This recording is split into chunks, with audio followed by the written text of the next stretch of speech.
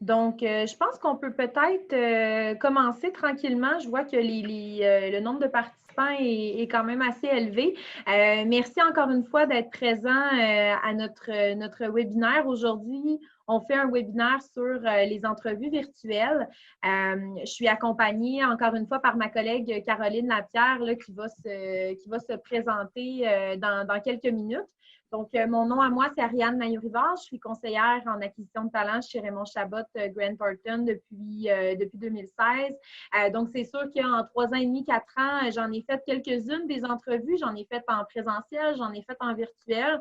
Donc, ça va me faire un grand plaisir de vous donner quelques trucs pour bien les réussir. Puis, un peu comme on avait fait à notre premier webinaire du 20 août, sachez que la séance va être enregistrée, donc elle va être disponible en rediffusion. Si jamais vous avez des collègues étudiants qui auraient voulu participer au webinaire, sachez qu'ils vont pouvoir la réécouter. Puis d'un autre côté, durant tout le long du webinaire, vous avez la possibilité de poser vos questions. Moi et Caroline, c'est super important pour nous que ce webinaire-là soit interactif. Là, on veut répondre à toutes vos questions. Donc, vous avez la possibilité de le faire dans la section Q&A là, en bas à droite. Et mon collègue du marketing, Patrick, va nous arrêter là, durant la présentation à quelques reprises là, pour nous permettre de répondre là, aux questions. Donc, encore une fois, on est super content là, de voir votre participation en grand nombre, je dirais, là, pour le webinaire sur les entrevues virtuelles. C'est sûr que je conçois, vous savez comme moi, que de plus en plus dans les prochaines années, dans les prochains mois, les entrevues vont être à distance. Donc, on trouvait intéressant de venir parler de ce sujet-là, de vous donner quelques trucs. Je vous dirais que même avant le COVID, chez Raymond Chabot, on en faisait des entrevues à distance parce qu'on a des bureaux à travers la province. Parfois, il y a des candidats en processus de recrutement là, qui voulaient en visiter ou qui voulaient rencontrer des gens là, ailleurs dans la province. Donc, on en faisait. Mais c'est sûr qu'on est capable de garder un certain côté humain là, dans ces rencontres-là, malgré tout. Donc, sans plus tarder, je vais laisser ma collègue Caroline Lapierre se présenter là, pour ceux qui ne la connaissent pas déjà. Donc, comme tu as mentionné, oui, Caroline Lapierre, en fait, je m'occupe du recrutement campus pour la région principalement de Montréal et de l'Outaouais. De mon côté, ça fait maintenant un peu plus d'1 an là, que je suis chez Raymond Chabot Grant Thornton. J'ai rejoint l'équipe de talent et culture après avoir travaillé par le passé, puis complété mon baccalauréat là, à l'UQAM également.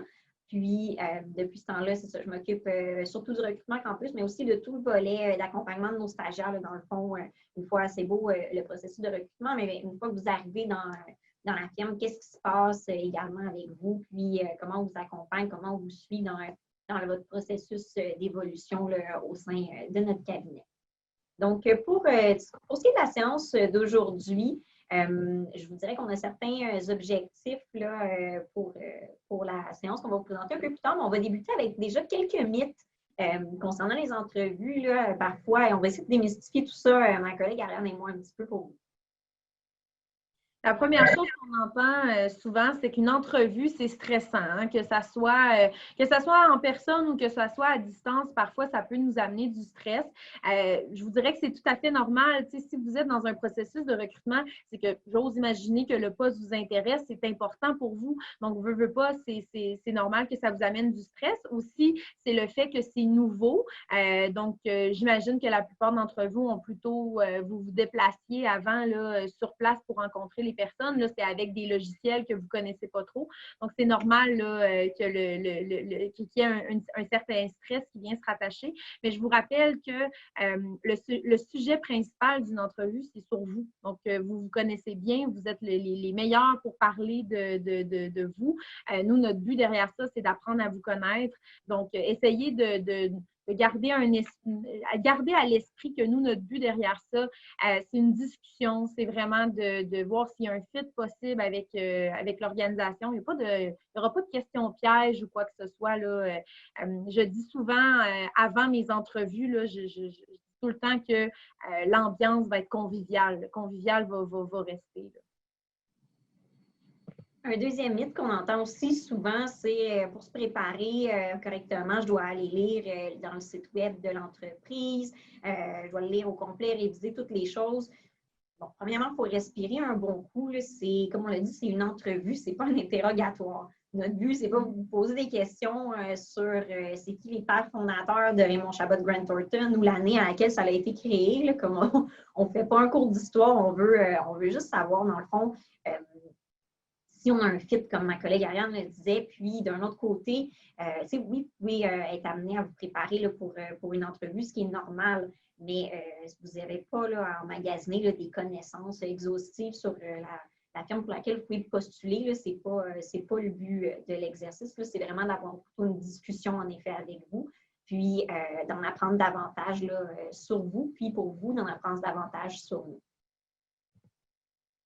Une autre pensée, ça peut être aussi que vous pensez que les entrevues virtuelles vont être plus compliquées qu'en personne. Je pense qu'au contraire, vous avez la chance peut-être d'en avoir plus qu'une dans la journée, tout en restant dans le confort de votre salon. Vous avez la chance de rencontrer plusieurs personnes. Encore une fois, c'est sûr que vous allez devoir vous adapter aux différents logiciels que les employeurs vont utiliser. Donc, je ne pense pas qu'en termes de complications, ça soit plus compliqué. C'est juste que, comme je le disais, c'est un peu nouveau. Donc, c'est juste, il y a juste une période là, d'adaptation. Puis pour en avoir fait, je vous dis qu'on est capable de garder un certain côté humain malgré, là, malgré quand c'est une entrevue à distance. Donc, comme on vous a dit, pour le reste de notre petite session de webinaire, c'est quoi qu'on veut couvrir avec vous principalement? Ce qu'on veut essayer de vous transmettre là, principalement, c'est comment bien se préparer pour une entrevue virtuelle, comment on va essayer là, de vous préparer de la meilleure façon pour faire diminuer un peu votre stress aussi pour cette entrevue-là. Autre élément, c'est comment ça se passe une entrevue virtuelle, comment ça va se dérouler, c'est quoi l'ordre des choses, de quoi on va parler, tous ces petits éléments-là qu'on va couvrir avec vous. Puis, autre chose aussi, c'est qu'est-ce qui se passe une fois que l'entrevue est terminée. Donc, c'est à quoi je peux m'attendre comme retour ou quels sont les fonctionnements là, qui vont être utilisés suite à ça. Donc, on va commencer avec, en fait, préalablement, là, comment bien se préparer à une entrevue virtuelle. Un des premiers points, ce qui est important, c'est de faire un inventaire de vos forces, vos intérêts. Qu'est-ce que vous recherchez dans votre stage ou dans l'emploi que vous souhaitez? Je suis consciente que vous n'avez pas nécessairement peut-être pas un plan de carrière là, pour les 10 prochaines années, puis c'est pas ça qu'on s'attend non plus, mais vraiment là, plus à court terme, moyen terme, qu'est-ce que vous recherchez vraiment dans votre stage? Donc, ce que je peux vous conseiller de faire, c'est avant la tenue de l'entrevue, ayez vraiment une réflexion préalable sur vous-même pour être capable de pouvoir répondre à ces questions-là, comme je vous disais tantôt, vos forces, vos intérêts, qu'est-ce que vous recherchez. C'est des choses qu'on va vous demander en entrevue, puis c'est des choses que je pense qui sont importantes que vous sachiez. Donc, il y a quelques questions que vous pouvez vous poser. Vous êtes reconnu pourquoi? Donc, si moi, j'allais demander à vos collègues ou j'allais demander à des amis, à des membres de votre famille, c'est quoi votre personnalité? Vous êtes reconnu pourquoi? Qu'est-ce qui vous intéresse? Vous avez envie de toucher à quoi dans votre stage? C'est quoi les valeurs d'entreprise qui sont importantes pour vous? Parce que chaque organisation a sa propre culture d'entreprise. Essayez d'aller en chercher une qui a les mêmes valeurs que vous. Quel genre d'atmosphère de travail vous recherchez? Est-ce que vous êtes du genre à travailler dans des grosses équipes? Vous aimez mieux faire du télétravail? Vous aimez mieux travailler plus individuellement? C'est bien correct, mais posez-vous la question. C'est quoi vos ambitions? Pourquoi à la base vous avez choisi le programme dans lequel vous voulez? Peut-être la comptabilité dans la majorité de vos cas. Donc, vraiment, là, c'est important là, en tant qu'employeur qu'on sache ça. Puis, un dernier élément que je peux vous dire, c'est qu'on n'attend pas la réponse parfaite. Là. Il n'y a pas une réponse parfaite. On veut la réponse qui vous définit le mieux. Donc, on veut vraiment la réponse que vous allez rester authentique là-dedans.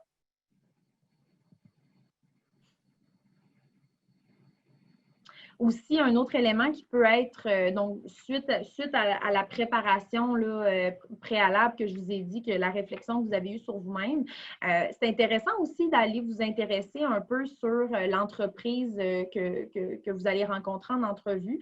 Donc, un peu comme Caroline disait, je ne m'attends pas à l'entrevue que vous me répétiez l'historique de l'organisation depuis sa naissance. C'est pas ça le but. Mais déjà là, de savoir que vous avez fait une petite recherche de votre côté avant l'entrevue, ça peut être, vous êtes allé concerter des collègues étudiants d'années supérieures qui ont déjà fait un stage chez nous. Ça peut être, si vous n'en connaissez pas, ça peut même être, vous êtes allé écrire à des gens de votre réseau sur LinkedIn, peut-être sur Facebook, peu importe, des gens que vous connaissez qui ont travaillé dans cette organisation-là. C'est sûr que ça, c'est des ambassadeurs, c'est des gens, c'est de l'information riche là, parce qu'ils ont travaillé chez nous. Donc, vous pouvez faire un premier exercice par rapport à ça. Aussi, souvent, les sites Internet, bien, c'est sûr qu'il y a quelques informations sur ça.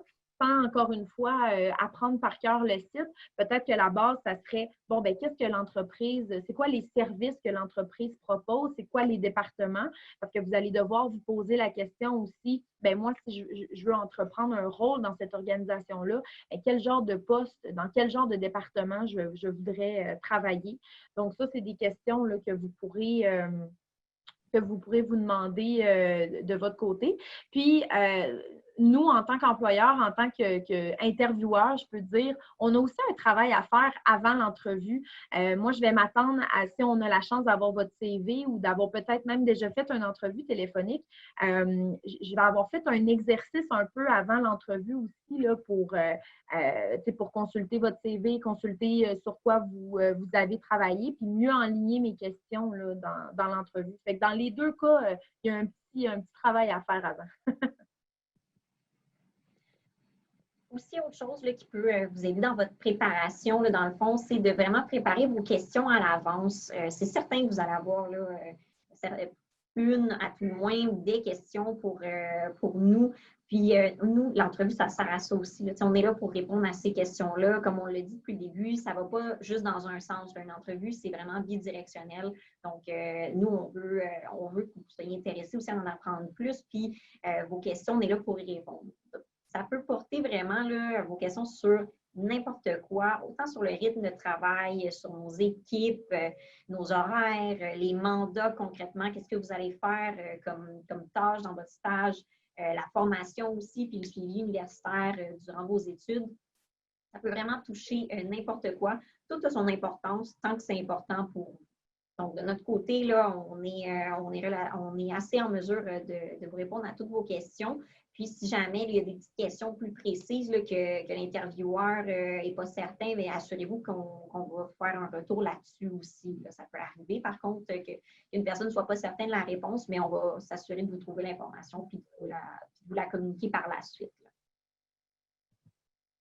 Autres petites astuces aussi, peut-être pour que vous soyez un peu plus serein là, avec vous-même pour l'entrevue. Des petites choses simples, là, des fois, qui peuvent nous rassurer là, avant de commencer l'entrevue. En premier, comme c'est en mode virtuel pour cet automne, là, pour la grande majorité des employeurs, on vous conseille fortement de vous installer là, dans un endroit qui est optimal.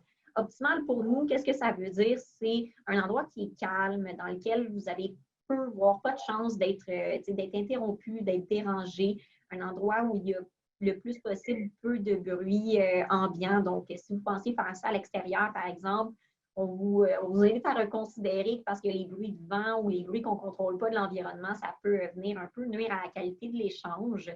On vous encourage aussi à porter vos écouteurs le plus possible dans l'entrevue. Ça peut être une autre façon aussi de vous assurer que tout se passe bien, puis que la communication est bonne. D'un autre côté, un environnement optimal pour nous aussi, ce que ça veut dire, c'est de vous assurer que l'endroit que vous avez choisi, là, il y a relativement, pensez à des choses qu'on ne pense pas habituellement, un fond neutre, quelque chose de dégagé, qui n'est pas, dans le fond, exemple, une chambre qu'on n'a pas eu le temps de faire un petit ménage là, avant ou quelque chose comme ça. C'est tous des petits détails qu'on ne pense pas habituellement, mais que là, il faut porter un peu plus attention à ça. Puis, sinon, si jamais vous êtes dans un environnement où il y a des gens qui sont avec vous parce que vous avez des colocataires, de la famille qui sont présents dans la maison, quoi que ce soit, c'est correct, on est en mesure de comprendre. Vous pouvez avertir ces personnes-là aussi préalablement à l'entrevue que vous allez prendre un instant pour vous isoler parce que vous avez une entrevue qui va se dérouler. Mais sachez que s'il y a une personne qui passe en arrière-plan, on va pas ça ne va pas changer grand-chose pour vous. Ce n'est pas la fin du monde non plus. Là, donc, il ne faut pas non plus trop paniquer avec ça de ce côté-là. Autre petit élément qui peuvent être pertinents pour vous, on vous invite vraiment à tester le système avant à votre rencontre. Nous, de notre côté, on utilise Teams pour ce qui est des entrevues vidéo, mais on a aussi, on sait que d'autres employeurs peuvent utiliser, par exemple, Zoom ou Skype, d'autres choses comme ça. Quoi que ce soit comme plateforme, on vous invite à faire un petit essai avant de votre côté. Ça peut être vous connecter quelques minutes avant l'appel, juste pour vous assurer que tout se passe bien, que votre connexion est bonne, que vous êtes aussi ponctuel, ce qui m'amène à mon point un peu plus loin, la ponctualité en virtuel ou en présentiel, c'est quelque chose qui est important aussi. Donc, vous pouvez effectivement là, vous connecter quelques minutes avant l'entrevue. Comme ça vous assure simplement que quand vos interlocuteurs vont se connecter également, bien, vous allez être prêt à débuter l'entrevue immédiatement, puis il n'y aura pas d'attente à ce niveau-là. Autre élément aussi, ayez une attitude positive. On sait que c'est stressant, mais soyez confiants. Ma collègue Ariane vous l'a dit, c'est un sujet que vous connaissez bien, c'est vous parlez de vous. Donc, pour le reste de la portion de l'entrevue, c'est d'échanger avec nous sur vous, sur votre parcours. On veut savoir qui vous êtes et tout ça, mais de ce côté-là, on a confiance que vous maîtrisez assez bien votre sujet. Puis, pour prêter aussi une petite importance, une petite attention particulière aussi au langage non-verbal. Ce qu'on veut dire par langage non-verbal, c'est un peu, je veux dire, un melting pot, là, dans l'anglicisme de plusieurs facteurs. C'est autant votre posture, le fait de regarder les personnes dans la caméra directement, là, plutôt que dans les yeux, comme on le faisait auparavant.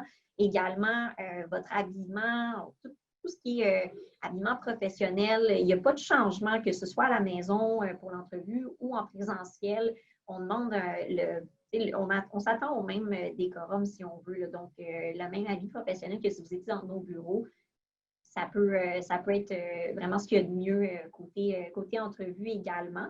Puis, de ce côté-là, si vous suivez pas mal tous ces petits conseils-là, là, vous allez être prêt pour débuter votre entrevue adéquatement.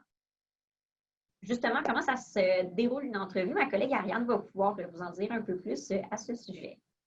Oui, merci Caroline. Puis n'hésitez pas encore une fois, si vous avez des questions sur tout ce qu'on vient de dire, c'est vraiment le moment de le faire. Il n'y a pas de questions stupides, là. Il n'y a vraiment rien. Nous, on est là pour ça. Ça va nous faire plaisir de répondre. Donc, n'hésitez pas là, à écrire vos questions dans la section là, si vous en avez. Donc, comment se passe une entrevue virtuelle? Donc, en fait, des choses que vous pouvez là, vraiment vous informer avant l'entrevue, c'est bon, qui vous allez rencontrer, OK? Donc, c'est sûr que vous pouvez aller vous informer là, des personnes qui vont être présentes, mais je vous dirais qu'habituellement, c'est souvent carrément votre futur gestionnaire là, qui est présent à l'entrevue, qui est accompagné d'un autre collègue du bureau. Parfois, une conseillère en acquisition de talent va être présent. Donc, ça dépend vraiment des équipes, ça dépend des postes, ça dépend des disponibilités. Mais c'est très rare que vous allez rencontrer juste une personne. Nous, notre but, autant, c'est d'apprendre à vous connaître, mais on veut aussi que vous rencontrez certains membres de l'équipe pour que vous puissiez vous faire une idée. Est-ce que je me vois travailler avec ces futurs collègues-là? Donc, souvent, vous allez rencontrer quand même quelques personnes. J'extrapole, mais pour ceux qui vont participer à nos visites virtuelles, c'est la chance aussi là, de rencontrer plusieurs membres de l'équipe. Au niveau de la durée maintenant de l'entrevue, je vais vous dire un approximatif, là, c'est à peu près de 30 à 45 minutes pour des postes de stage, mais ça peut vraiment changer. Moi, j'ai bien de la jasette, c'est sûr que des fois, ça dépasse. Des fois, peut-être qu'il y a une entrevue téléphonique qui a été faite avant, donc il y a plusieurs éléments qui ont déjà été répondus d'avance. Donc, Ce que je veux vous dire par rapport à ce point-là, c'est si votre entrevue ne dure pas 45 minutes, ça ne veut pas dire qu'on ne vous a pas aimé en entrevue, puis ça ne veut pas dire que vous n'aurez pas le poste. Si l'entrevue dure 1 heure, ben, ça ne veut pas dire le contraire non plus. Il faut faire attention avec la durée, mais je pense que si l'employeur n'a pas d'autres engagements, ça peut durer un petit peu plus longtemps, mais c'est sûr qu'on a un agenda quand même assez serré. Donc, exemple que ça dure 30 minutes, ben, il peut y avoir une deuxième entrevue qui est organisée. Là, il n'y a pas de problème par rapport à ça. Comment se déroule l'entrevue? J'en ai parlé un petit peu tantôt. Moi, mon mot d'ordre, c'est la convivialité. Moi, quand je rencontre un candidat en entrevue, j'ai envie de le rendre à l'aise. Je veux que ça soit une discussion. Je dis souvent à mes gestionnaires avec qui je fais des entrevues qu'on est autant en entrevue que vous. Donc, je me sens autant en entrevue que quand j'en passe une. Donc, peut-être que là, quelques années, là, c'était des grosses mises en situation, des grosses questions pièges, mais on n'est plus vraiment là-dedans. Je pense qu'on est à la recherche de recrutement à long terme. On veut des gens qui vont s'épanouir chez nous, qui vont se développer. Donc, on veut vraiment là, avoir un fit de personnalité des deux côtés. Donc, quand je parle de rester authentique et de rester transparent, l'employeur, c'est son devoir de faire de même. Donc, moi, je ne vais pas vous vendre du rêve ou je ne vais pas vendre l'organisation comme étant autre chose de ce qu'elle est. C'est sûr que je vais vendre ses bons points parce que pour extrapoler sur Raymond Chabot, je travaille ici depuis 3 ans et demi puis je suis vendue. Là, j'aime beaucoup mon organisation. Fait que c'est sûr que je vais vous en parler, mais je vais rester transparente quand même là, dans ce qu'on est puis dans notre culture. Quelque chose que je pense que vous vous demandez tous, qu'est-ce qu'on demande en entrevue? C'est quoi les genres de questions que vous allez vous faire poser? Donc, c'est sûr qu'un premier élément, c'est par rapport à votre parcours. Pour ceux qui sont en comptabilité, j'imagine qu'il y en a beaucoup qui participent au webinaire aujourd'hui, qui sont dans ce programme-là. Vous savez, il y a des parcours atypiques. Vous n'avez pas tous le même cheminement. On peut en prendre de tous les bords, de tous côtés. Donc, c'est sûr que pour nous, étant donné qu'on voit quand même beaucoup de candidats puis qu'on prend des stagiaires tout au long de l'année, que ce soit à l'automne, à l'hiver, à l'été, c'est important pour nous qu'on ait vraiment un plan global de votre cheminement. Puis, encore une fois, chez Raymond Chabot, comment ça fonctionne, c'est pas que on vous prend comme quand même assez à long terme. Donc, souvent, on va vous accompagner jusqu'à votre EFC. Donc, vraiment, tracez-vous un plan. Là, si le cheminement typique, là, ça serait quoi vers l'obtention du titre CPA, si c'est ça que vous voulez faire. Tracez-vous vraiment un cheminement parce que nous, il va falloir qu'on se pose la question par rapport à notre planification de la main-d'œuvre, si ça s'insère là-dedans. Donc, au niveau du parcours, c'est sûr qu'on va vous poser des questions. Est-ce que vous avez l'intention d'aller écrire est-ce que vous avez l'intention d'aller écrire votre EFC, de faire un DESS? Voulez-vous faire le programme national, celui à temps partiel ou à l'école? Est-ce que vous êtes intéressé à quelle période de stage vous recherchez? À quel endroit?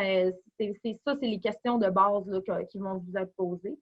Je vais m'intéresser aussi beaucoup à vos expériences de vie en termes de travail, parce que tout travail étudiant, temps partiel, ça vous a fait une expérience, vous avez acquéri du service à clientèle peut-être avec ces emplois-là, vous avez appris des choses, moi ça va m'intéresser. Donc, on va passer un peu ensemble là, vos expériences de travail, vos expériences au niveau peut-être des implications. Est-ce que vous avez été impliqué à l'école? Est-ce que vous avez eu d'autres implications avec des organismes? Est-ce que vous avez voyagé? Parlez-moi de vos voyages. Moi, c'est des choses c'est des choses qui peuvent vous être demandées en entrevue. Clairement, on va vous demander aussi c'est quoi vos objectifs. Parce que pour ceux qui ont été présents à notre premier webinaire sur l'expérience de stage, chez Raymond Chabot, on est très axé sur le développement de nos ressources. Donc, dès l'entrevue, dès le jour 1, on va vous demander, bien, c'est quoi vous voulez devenir? C'est quoi vos objectifs de carrière? Fait qu'on va vous le demander. Puis là, je vous ramène à ce que j'ai dit au début. Je ne m'attends pas là, que vous ayez un plan défini là, de 5 ans. C'est normal, vous n'avez pas encore une grosse expérience de travail.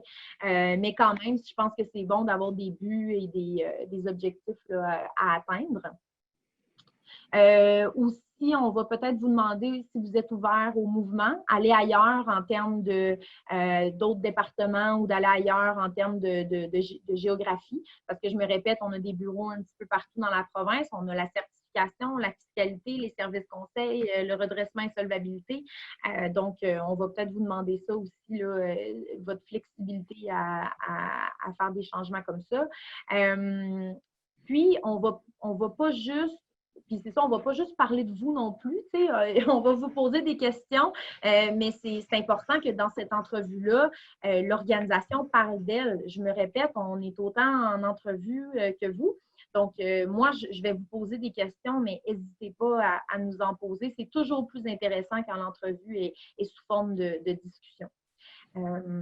Un autre point ici que je vois, n'oubliez pas de prendre des notes. Donc, je ne sais pas si vous êtes comme moi j'ai une mémoire très courte. Donc, même quand je suis en entrevue, parfois, là, mon candidat est en train de parler, puis je vais me prendre des notes à la main, là, des questions que je veux lui poser. Ça va m'éviter de lui couper la parole. C'est pas très appréciable. Et deux, ça va m'empêcher de dire la fameuse phrase Ah, j'avais une question, mais je l'ai mangée. Donc, ça permet vraiment là, de garder en tête les questions que vous avez. Donc, prenez des notes. Caroline vous conseillait tantôt de peut-être vous en préparer d'avance. Donc, ça peut être bien d'en préparer d'avance, mais je pense que durant l'entrevue, étant donné que c'est des discussions, il y en a qui vont popper naturellement. Donc, c'est un autre point là, qui peut être intéressant. Permettez les filles, je vais vous poser des questions qui ont commencé à rentrer dans le Q&A. Oui. Première question, tout à l'heure, on a parlé d'avoir un fond neutre, d'être dans un environnement qui soit optimal. Il y a une personne qui nous demande si, exemple, ce n'est pas super possible, est-ce que vous préconisez, vous recommandez d'utiliser les fonds qui sont préétablis dans Zoom? Oui, bien écoute, ça peut être, bonne question, ça peut être une excellente option là, si vous considérez là, que, par exemple, vous venez d'emménager quelque part, c'est en pleine rénovation, c'est le chantier, il n'y a pas moyen de faire un petit ménage avec ça, puis vous ne voulez pas présenter ça pour l'entrevue. Oui, vous pouvez utiliser, là, il y a des fonds neutres sur toutes les plateformes, là, en effet, qui donnent un beau background Pinterest un peu là, de notre chez nous. Donc, ça peut être une option très valide là, si jamais c'est quelque chose qui s'applique dans votre cas. Parfait. Une autre question qui est rentrée aussi, en fait, les gens se demandent, est-ce qu'il y a une seule entrevue à passer? Puis en même temps, tout à l'heure, vous avez effleuré le sujet sur l'entrevue téléphonique. Est-ce qu'elle est automatiquement préalable à une entrevue virtuelle ou est-ce que parfois vous commencez directement avec une entrevue virtuelle?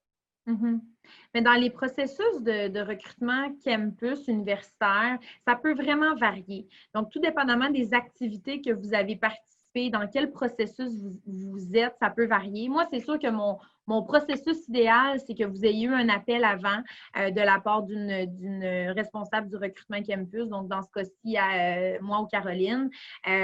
Parfois, on va vous passer directement en entrevue là, avec des gestionnaires.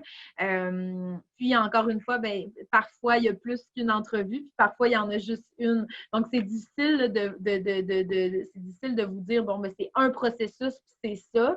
Puis, je pense que ça prouve un peu notre flexibilité là-dedans. Là, nous, peut-être qu'on vous a rencontré une fois en entrevue, puis là, on veut encore en savoir plus. On veut vous faire connaître à d'autres personnes de la firme. Donc, c'est dans ces cas-ci qu'il va y en avoir 2 entrevues. Ou sinon, on va vous parler 20 minutes, puis on va se dire, mon Dieu, on la veut, on le veut dans notre équipe. Donc, ça va dépendre vraiment là, des processus.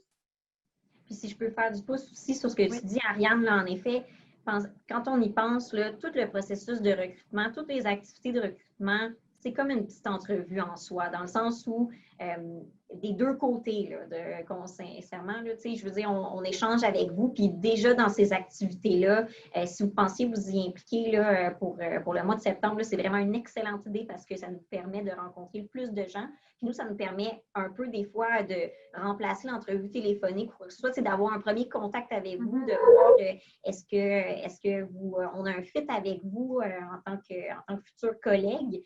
Puis, c'est ce qui peut mener directement à une entrevue par la suite, là, le fait qu'on se soit rencontrés dans ce genre d'événement-là. Parfait, merci les filles. Autre question qui est rentrée par rapport aux réponses, en fait, aux questions. Donc, quand les gens se font questionner durant l'entrevue, comment est-ce que vous recommandez au niveau de qu'est-ce que vous recommandez au niveau de la réponse? Donc, est-ce que la personne se doit d'être brève ou est-ce qu'il y a un temps maximum qu'on doit essayer de viser pour répondre aux questions ou c'est simplement de répondre en fond en longueur? Est-ce qu'il y a comme une indication que vous pourriez donner au niveau des réponses à donner? Ça va dépendre des questions, mais moi j'aime beaucoup les candidats qui veulent discuter. Je me répète, moi, je veux apprendre à vous connaître, je veux vraiment en savoir un petit peu plus sur vous. Mon souhait, c'est qu'en sortant de l'entrevue, j'en connais plus sur votre personnalité. Je vais savoir un petit peu, là, bon, y a-t-il un fit avec l'entreprise ou pas? Donc, c'est sûr que plus vous en dites, plus on va être heureux. Je ne m'attends pas, si vous n'êtes pas à la base, pas des jaseux ou quoi que ce soit, il n'y a pas de problème. Là. Puis si je vous demande une question, vous étudiez à quelle université, je comprends que vous ne pouvez pas me répondre une réponse là, de 2 minutes. Mais des questions, exemple, de oui ou non, de juste des réponses très brèves, je vais moins aimer ça. Je veux que ça soit vraiment une discussion. Fait que n'hésitez pas vraiment là, à dire le plus d'informations possible. Puis je vous dirais même, n'hésitez pas à vous vanter. Vous êtes dans un contexte d'entrevue où il n'y a peut-être pas beaucoup de possibilités de stage, où il y a peut-être beaucoup de candidats. L'employeur ne va pas voir ça comme étant vous êtes prétentieux ou quoi que ce soit. Non, non, vous connaissez vos qualités, vous avez confiance en vous. N'hésitez pas là, à faire valoir vos points forts. Là. Très bonne réponse. Merci, Ariane. J'en ai deux dernières, en fait. Une qui est un peu plus rapide et une qui va être un petit peu plus à développement, j'ai l'impression. Donc, la première, c'est est-ce que les entrevues se font en français ou en anglais et est-ce que c'est idéal d'être parfaitement bilingue pour un poste? Ça, c'est la première grande question. Pour la première portion, est-ce que les entrevues se font en français ou en anglais? Je dirais tout dépendamment. On a des équipes, là, dans le fond, dans nos bureaux qui ont une clientèle, là, une base de clientèle qui est assez anglophone. Donc, si, admettons, vous sentez que ce serait plus facile pour vous d'être à l'aise dans une entrevue qui se déroulerait de façon bilingue, par exemple, ou anglophone ou quoi que ce soit, nous, on est complètement ouvert à s'adapter à ça. Il n'y a pas de souci, il faut juste nous le mentionner. D'un autre côté, est-ce que c'est nécessaire d'être complètement bilingue à 100% pour travailler chez Raymond Chabot Grant Thornton? Je vous dirais, c'est pas nécessaire d'être parfaitement bilingue. Je ne vais pas vous cacher toutefois qu'il faut quand même se débrouiller en français dans la mesure du possible. On a quand même un bassin de clients d'entreprises, c'est ça, québécoises qui travaillent quotidiennement en français, qui ont des documents en français. Donc, il faut quand même être capable de naviguer là-dedans. Mais ça peut vous rassurer, là, sachez j'ai des collègues en fait, là, puis à travers différentes de nos équipes de certification, de fiscalité et tout ça, qui ne sont pas parfaitement bilingues, qui ne sont pas ultra à l'aise, par exemple, avec le français ou l'anglais, mais qui se débrouillent. On est capable d'avoir une conversation, mais tu sais, par exemple, des fois, quand ils vont poser une question, ils vont l'écrire dans un courriel, ils vont l'écrire en anglais parce qu'ils sont plus à l'aise d'écrire en anglais, puis c'est correct avec nous. Tu sais, il n'y a pas... vous ne serez pas pénalisé dans le processus de recrutement si vous êtes en mesure de vous débrouiller en français, mais que vous n'êtes pas parfaitement bilingue. Parfait. Et une question, pardon, on m'entend en écho. En fait, une question qui est super pertinente ici, puis je pense que tout le monde se pose un peu la question, surtout à la sortie de l'entrevue. Donc, quels sont les signes qui démontrent que notre entrevue s'est bien passée ou moins bien passée? Est-ce qu'il y a des signes en particulier qu'on se dit « Ah là, ça a vraiment bien passé » ou « Oups, j'ai peut-être fait certaines erreurs ». Un des éléments, tantôt, je parlais du parcours. C'est sûr qu'on parle beaucoup de personnalité, mais aussi la période de stage que vous recherchez. Est-ce que c'est la même période que nous? L'endroit que vous voulez faire votre stage, est-ce que c'est la même période? Si déjà là, il y a eu un clash par rapport à ça, ça peut rendre le stage impossible. Moi, en termes de si l'entrevue s'est bien passée, vous allez tellement le voir dans mon visage, là, ça va paraître très, très facilement. Puis, les employeurs, quand ils ont un fit, ils n'auront pas peur de vous le dire. Ils n'auront pas peur de dire j'ai apprécié ta rencontre, j'ai apprécié ton merci d'être venu nous rencontrer. Je vais te redonner une réponse rapidement. Je te trouve que tu es une candidate intéressante ou un candidat intéressant. Donc, souvent, ils n'auront pas de gêne à vous le dire carrément. Et même, je dirais même qu'il y a des employés, il y a des gestionnaires qui vont vous dire je vais te faire une offre ce soir ou demain. Des fois, ils n'attendront même pas quelques heures ou quelques jours pour vous faire un retour. Ils vont vous le dire tout de suite. Là. Puis, qu'est-ce qui ne vous empêcherait pas de leur demander aussi, à la fin de l'entrevue, qu'est-ce que vous pouvez leur demander? J'aimerais savoir, avez-vous aimé la rencontre? Y a-t-il des choses vous pensez que j'aurais pu faire différemment ou quoi que ce soit? Ou ça, cette discussion-là, vous pouvez l'avoir avec la conseillère acquisition de talent après l'entrevue. Mais c'est très bon aussi d'aller chercher des feedbacks dans chacune des entrevues que vous faites. Parfait. Je vous laisse continuer. Merci. Excellent. Une autre chose, je viens de voir que j'avais oublié tantôt quand je disais que de prendre des notes. Si jamais, un point important, c'est prenez en note les coordonnées des personnes que vous rencontrez. Parce que justement, si après l'entrevue, vous étiez un peu stressé, vous vous dites j'aurais dû demander cette question-là, ça m'est sorti de la tête, mais au moins, vous allez avoir encore les coordonnées de ces personnes-là. Puis, le gestionnaire peut voir ça comme, la personne est vraiment motivée, elle semble vraiment engagée envers mon entreprise. Donc, ça peut être un élément intéressant. Ou même, vous pouvez prendre les coordonnées en note pour carrément aller remercier les gestionnaires qui vous ont passé en entrevue et réitérer votre intérêt pour le poste. Une fois que l'entrevue est complétée, qu'est-ce qui se passe après l'entrevue? Donc, de ce côté-là, c'est certain qu'il y a différents petites étapes là, à ce niveau-là. Comme Ariane l'a mentionné, on vous encourage, là, vous avez peut-être déjà entendu parler de cette pratique-là, justement, d'envoyer un petit mot de remerciement, puis de réitérer son intérêt pour le poste, pour les personnes que vous avez rencontrées. D'un côté, on est conscient là, que vous allez peut-être, dans ce processus de recrutement-ci, rencontrer différents employeurs. Notre conseil de ce côté-ci, c'est vraiment de réserver cette attention-là pour vos employeurs coup de cœur, là, vraiment les gens que vous avez rencontrés, puis vous vous dites comme, OK, ça, c'est vraiment un endroit où j'ai envie de travailler. C'est une culture qui me ressemble, c'est vraiment des collègues que je veux avoir dans le futur. C'est un coup de cœur, on vous encourage fortement à le faire.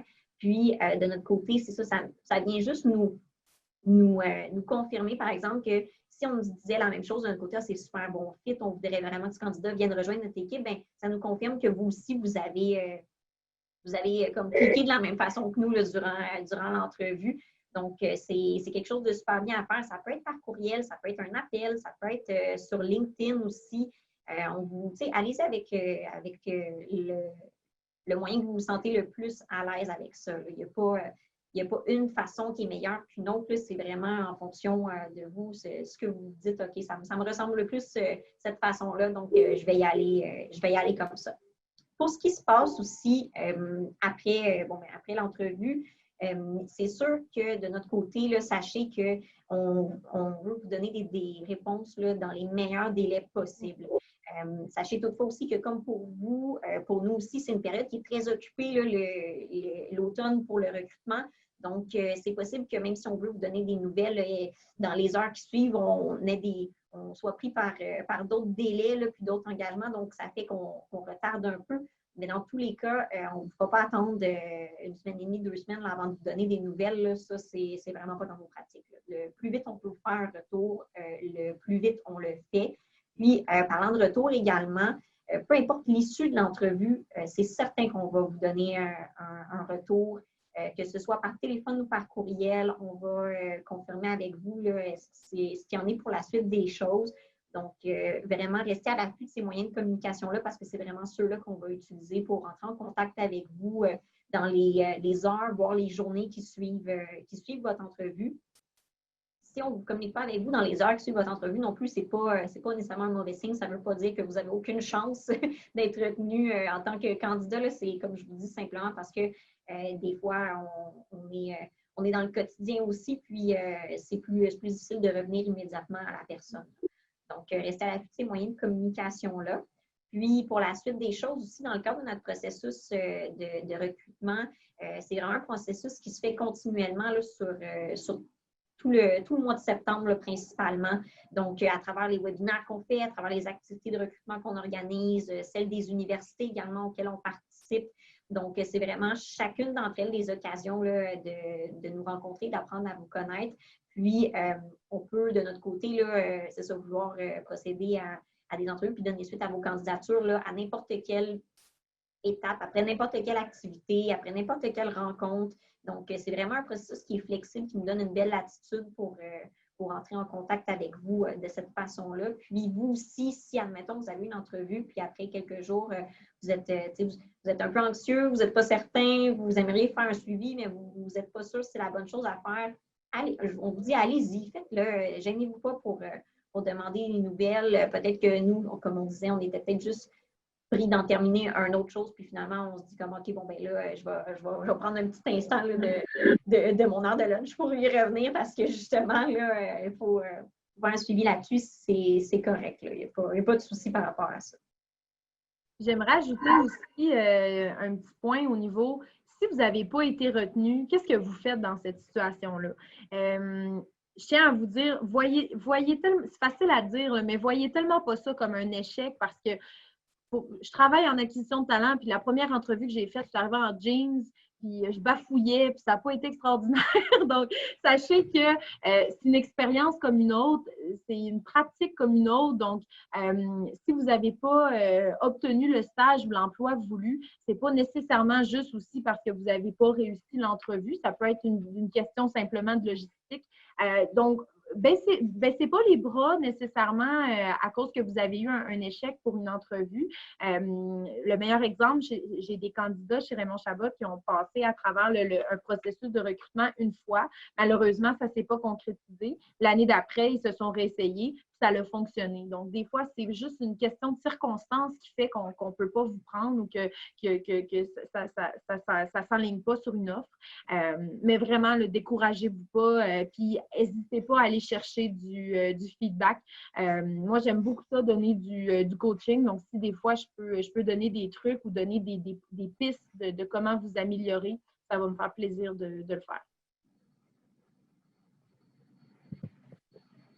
Donc, je ne sais pas s'il restait des questions. Je voulais vous parler un peu de nous, notre processus. En fait. Oui, hein, c'est ça, j'imagine. Vas-y, Patrick. Je suis en train justement de les noter. Première chose, en fait, une question sur durant l'entrevue. Donc, les gens se posent un peu des questions sur qu'est-ce qu'ils peuvent justement poser comme question durant le processus. Donc, est-ce qu'ils peuvent poser des questions par rapport aux tâches du poste?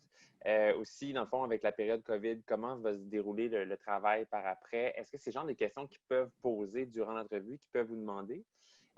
Puis en même temps, une autre question qui est rentrée, c'est est-ce qu'il y a des questions qui sont un peu plus techniques sur la comptabilité, la certification pour vérifier, j'imagine, un peu plus la formation de la personne? Mm-hmm. Non, effectivement, mais en fait, le genre de questions que vous pouvez poser, en passant, ça peut être vraiment n'importe quoi. Là. Nous, on est très ouverts à répondre à toutes les questions, mais des points quand même importants, je vous dirais de parler de l'équipe. Le gestionnaire, c'est qui, c'est quoi son style de gestion, est-ce que ça vous rejoint, c'est des choses qui vous rejoignent. L'équipe, est-ce qu'ils sont du genre à aller dîner sur l'heure du midi, est-ce qu'ils font des activités sociales ensemble, c'est des choses que vous pouvez demander. Encore une fois, c'est des choses importantes pour vous, demandez-le. En termes de tâches, oui, vous pouvez poser cette question-là. Par contre, si vous êtes en entrevue pour un premier stage, si je vous parle de certaines sections d'un mandat, j'ai comme l'impression que vous ne saurez peut-être pas de quoi je parle. Par contre, ce que vous pouvez demander, c'est plutôt une journée typique, c'est quoi? Je sais que ça paraît une question anodin, là, mais je trouve que ça donne une bonne idée un peu de c'est quoi les stages qu'on offre. Est-ce que l'avant-midi, je vais passer mon avant-midi à faire des photocopies ou je vais aller chez un client accompagné d'un directeur en certification ou d'un responsable de dossier? En posant cette question-là, vous allez le savoir. En termes de COVID, vous pouvez poser la question aussi parce que on a des mesures encore de télétravail, on a encore chaque équipe a quand même une gestion par rapport à ça. Donc, c'est des questions qui se posent facilement aussi. Dernier petit élément là, pour la partie compétence, des questions sur les compétences techniques là, dans les entrevues. On est conscient que vous êtes à l'université, vous êtes en train d'acquérir des connaissances justement sur, que ce soit sur, en fait, sur tout, là, sur l'audit, sur la gestion, sur différents paliers là, dans votre baccalauréat. Il n'y a pas de questions qui vont vous être posées là, vraiment sur des compétences techniques parce que, par exemple, si vous cherchez puis souvent pour un stage d'été, vous avez bien souvent même pas débuté vos cours d'audit. Donc, on ne s'attend pas à ce que vous ayez des connaissances très pointues. On s'attend à ce que vous soyez ouvert à apprendre. Donc, votre stage, c'est vraiment une opportunité d'apprendre. C'est une opportunité de faire des liens. Ensuite, quand vous allez voir des choses dans vos cours, vous allez avoir travaillé concrètement là-dessus. Vous allez pouvoir vous dire comme, ah, ben oui, j'ai fait ça dans tel mandat sur telle compagnie. C'est vraiment ce qu'on cherche pour nous. C'est une volonté d'apprendre, une volonté de s'impliquer. Mais rassurez-vous, il n'y aura pas de questions techniques qui vont vous être posées là, sur des sections de mandat ou des concepts de comptabilité. Là. On n'est pas là, c'est vraiment une discussion. On veut juste apprendre à vous connaître. Excellent. Dans le fond, il y a des questions qui rentrent au niveau du processus globalement. J'ai essayé de les rassembler dans une catégorie. Je vous les pose une après une. Donc, premièrement, le processus de recrutement dure environ combien de temps? Je dirais le processus de recrutement, même là, c'est dur à dire dans le sens où il s'étire un peu sur tout le mois de septembre, dépendamment à quel moment on vous rencontre, dépendamment des activités qu'on a cours. Par exemple, si vous êtes, admettons que vous êtes inscrit au webinaire ce midi, vous le regardez, puis là, en allant justement sur notre page Facebook, vous remarquez que, on a des visites au bureau de Rimouski la semaine prochaine. Ah, ben moi, justement, ça m'intéresse, fait que je vais m'inscrire. Votre candidature se poursuit à partir du webinaire. La première fois qu'on vous a vu au webinaire, mais elle se poursuit dans les visites de bureau. La semaine d'après, elle se poursuit dans notre salon virtuel. Si vous vous inscrivez aussi la semaine suivante, puis il y a une entrevue qui peut se dérouler un peu n'importe quand, je dirais, là, entre toutes ces activités. Donc, c'est dur de vous dire. Le processus dure, exemple, 5 jours, puis après 5 jours, si vous n'avez pas une nouvelle, c'est terminé. C'est pas comme ça qu'on fonctionne. C'est vraiment le plus on peut voir, le plus on peut apprendre à vous connaître, puis confirmer que l'intérêt qu'on a pour votre candidature, c'est réciproque. Vous avez un même intérêt pour notre firme. Bien, de ce côté-là, ça dure, je dirais, là, sur tout le mois de septembre. Puis, peut-être dans ton là, effectivement, on parle du mois de septembre qui est un mois important en termes de recrutement, mais évidemment, il y a d'autres périodes de recrutement en cours d'année. Oui, on est en fait en recrutement. C'est sûr que c'est une grosse période septembre, mais autre que ça, on a des besoins tout au long de l'année, puis on recrute tout au long de l'année aussi. Il suffit qu'il y ait une personne qui change son cheminement puis qui devait venir faire un stage, mais finalement, elle ne peut plus. Donc, elle vient une autre période, ben ça nous crée un nouveau besoin. On va recruter durant l'année. On n'est pas limité à septembre, c'est notre période de recrutement, puis le reste de l'année, on se tourne les pouces, là. C'est pas ça du tout. Donc, si, admettons, pour X raisons, vous n'avez pas postulé en septembre ou vous n'avez pas été retenu pour la suite des choses en septembre, n'hésitez pas à repostuler dans l'année parce qu'on va avoir d'autres activités de recrutement, on va avoir d'autres opportunités de stage, puis on va encore être actif là, en recherche en tout temps. Excellent, merci. Prochaine question, Rafale. Est-ce que vous donnez du feedback à un candidat qui est non retenu? S'il me pose la question, oui, mais pas au préalable. Tu sais, c'est sûr qu'on va faire un suivi là, pour dire si ça n'a pas fonctionné, on va faire un suivi. Mais je garde ça libre au candidat. S'il me demande la question, je vais en donner. Sinon, non. À moins que ça soit vraiment flagrant, qu'il y ait vraiment eu quelque chose de flagrant. Excellent, merci. Dans le fond, suite à un dépôt de candidature, quel délai, en fait, une personne peut s'attendre avant d'être rappelée pour justement entamer les processus de discussion, d'échange ou d'entrevue? Moi et Caroline, on fait notre possible pour être le plus agile possible, le plus rapide possible. C'est sûr que plus tôt vous postulez, plus tôt on va avoir la chance de vous contacter. J'ai des gens qui ont postulé pour leur stage déjà en début août et on a des gens qui sont déjà signés même. Donc, c'est sûr que plus tôt vous vous embarquez dans les activités, ben nous, on va faire un suivi, là. Mais je vous dirais que si vous déposez votre candidature, là, si vous ne l'avez pas déjà fait, mettons que vous déposez votre candidature aujourd'hui ou demain, vous allez avoir un retour dans les prochains jours, assurément. Si votre candidature correspond à nos besoins. Il y a des notes, des questions aussi qui rentrent concernant les notes, justement. Donc, est-ce que vous avez des critères spécifiques par rapport aux notes? Et en même temps, est-ce que vous choisissez les candidats qui ont nécessairement les meilleures notes dans le processus? On ne choisit pas nécessairement les personnes qui ont les meilleures notes. Nous, on est conscient que les notes, ce n'est pas le reflet de votre performance au travail. Ce n'est pas garanti que parce que vous avez eu d'excellentes notes, vous allez être un excellent comptable. Ce n'est pas une corrélation parfaite, là. Donc, de ce côté-là, on ne cherche pas les personnes qui ont les meilleures notes. C'est sûr que c'est mieux d'avoir une certaine base. Donc, on vous demande quand même d'avoir le minimum pour rentrer, faire votre deuxième cycle, que ce soit à l'université là, ou avec le programme CPA de l'ordre directement. On recrute là, des deux types de cheminement. Donc, on vous demande quand même d'avoir cette base-là parce qu'au final, vous devez poursuivre pour obtenir votre titre CPA auditeur. Donc, vous devez quand même avoir cette base-là. Puis, si je ne me trompe pas, là, il me semble que dans la majorité des universités, ça se situe autour de 2,8. Donc, on ne demande pas d'avoir 4 assurément. Là. On veut juste que vous soyez en mesure de poursuivre votre cheminement. Puis, c'est ça, on sait que ce n'est pas le reflet tout le temps d'une candidature de la personne. Là. Vous ne résumez pas à une note quelconque. Là. Donc, nous autres, on ne s'arrête pas à ça nécessairement. Si j'ai un petit conseil à vous donner, j'essaie d'aller vite, là, mais si jamais vous n'avez pas les notes, comme Caroline le dit, pour aller au DESS, mais que vous avez un plan de match, vous savez ce qui vous a rentré dedans un peu, c'est la première session, mais après ça, vous avez monté vos notes. N'ayez pas peur de le dire en entrevue, de dire je suis conscient que ma première session a été plus difficile, mais voici mon plan de match pour améliorer mes notes. Est-ce que je vais faire une session de mise à niveau pour me rendre au DESS? Oui, non. Donc, ayez un planning là, si jamais c'est le cas. Là. Excellent, merci. Je poursuis avec 2 autres questions. Donc, premièrement, il y a une question juste un petit flou là, sur qui sont les personnes qui sont présentes durant l'entrevue virtuelle. Vous êtes là, évidemment. Est-ce qu'il y a une autre personne qui est présente pour ce type d'entrevue? Pas tout le temps. Donc, même les conseillères acquisition de talent ne sont pas toujours présentes aux entrevues. Ça va dépendre des périodes de l'année. Nous, si on pouvait, moi et Caroline, on serait là partout. On aimerait ça toutes vous rencontrer, on aimerait ça toutes vous voir. Malheureusement, on est responsable de l'équipe de recrutement de tout le réseau. Donc, on ne pourrait pas là, participer à toutes les entrevues. Mais je vous dirais que majoritairement, là, c'est votre gestionnaire, donc votre futur gestionnaire pour votre stage, puis un autre membre de l'équipe, peut-être un responsable de dossier ou un directeur certif. C'est vraiment la majorité des cas. Merci beaucoup, Ariane. Prochaine question. Donc, est-ce qu'il y a des dates limites, en fait, pour déposer les candidatures pour un stage? Et en même temps, on me demande beaucoup combien de stages sont offerts et donc, est-ce que c'est par région? Donc, comment ça fonctionne au niveau des dates limites et en même temps, le nombre de stages qui sont offerts?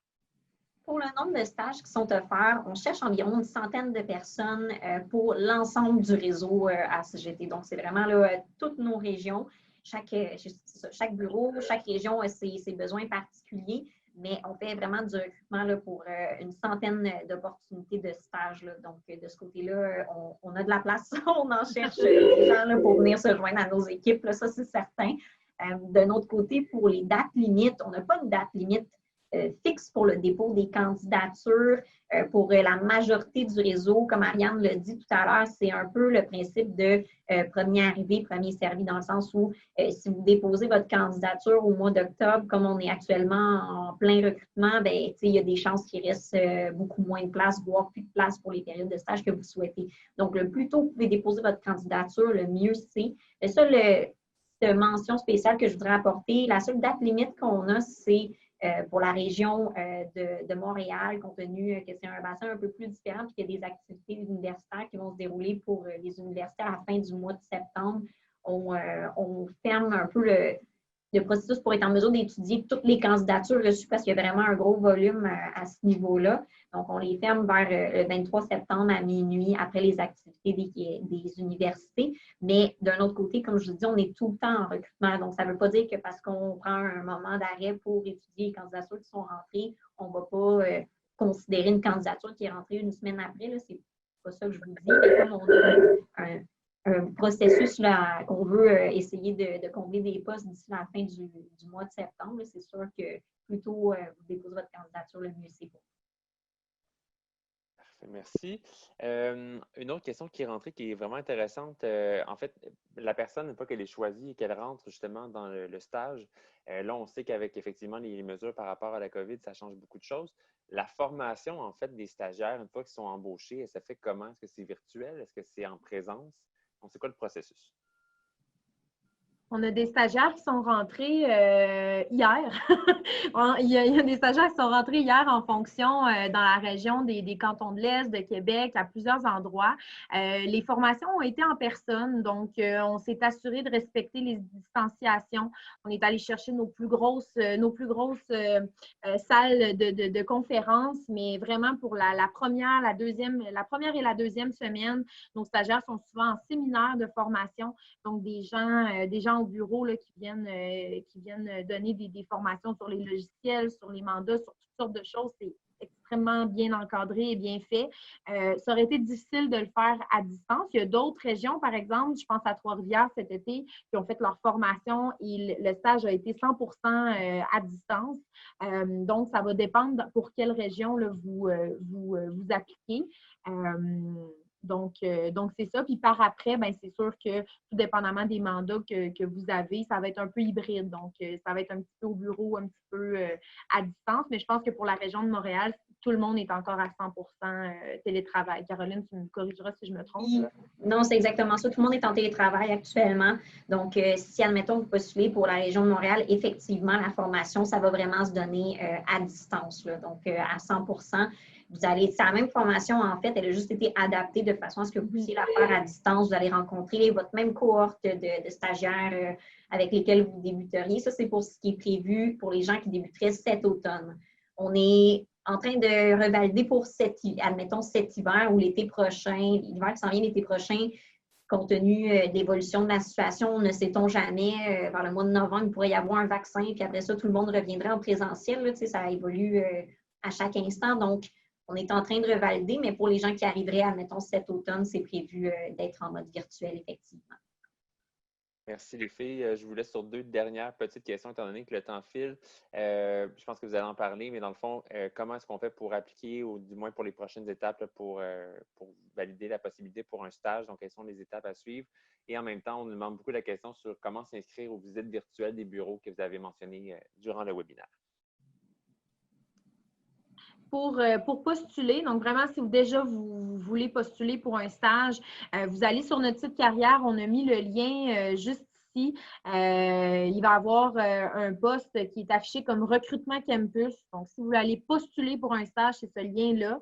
Et il y a un autre poste intitulé inscription bureau virtuel RCGT.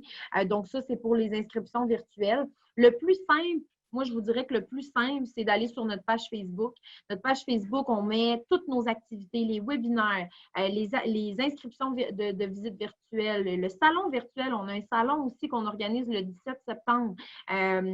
Donc, vraiment, toutes les informations que vous avez besoin là, est sur notre page Facebook. Là, je vous invite à le consulter. Et si jamais vous ne trouvez pas les liens, vous pouvez me contacter ou contacter Caroline. Ça va me faire plaisir de vous guider. D'ailleurs, un point important, simplement au niveau de la page Facebook, juste faire attention parce qu'on a une page Raymond Chabot Grant Thornton, mais il faut vraiment aller voir la page Raymond Chabot Grant Thornton Recrutement Campus, donc c'est vraiment plus spécifique. Autre chose aussi, il y a d'autres questions qui continuent à entrer. Malheureusement, on va manquer de temps pour les poser, mais si jamais vous avez des questions que vous voulez poser, vous pouvez nous écrire soit par Messenger, donc directement dans Facebook, ou directement dans LinkedIn envers Ariane et Caroline.